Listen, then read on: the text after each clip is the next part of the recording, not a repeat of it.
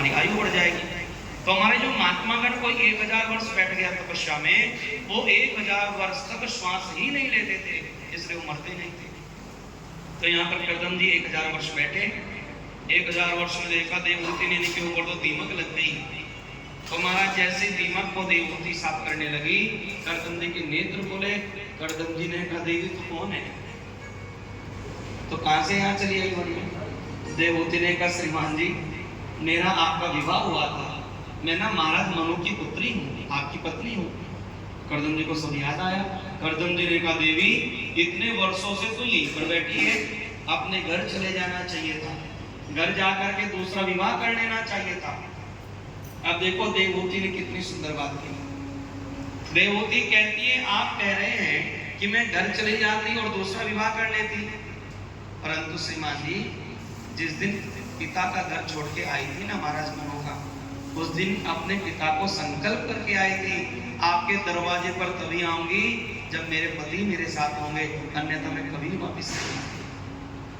आजकल घर घर में बड़े झगड़े चल रहे हैं और झगड़ों का कारण ये 80% तो मोबाइल फोन है, क्योंकि छोटी छोटी बातें इधर से उधर हो जाती हैं। जिन घरों में झगड़े ज्यादा होते हैं ना, उनको देवहूति का चरित्र पढ़ना चाहिए। आज के समय में किसी के पतिदेव बाहर चले जाएं, 2-4 वर्ष तक संपर्क नहीं हो, पता नहीं चले पतिदेव कहाँ हैं, तो हमारा विवाह दूसरा हो जाता है। आजकल तो ऐसा चल रहा है, रोज अखबार टीवी में देखते हैं। परंतु आप देवहूति के चरित्र को पढ़िए।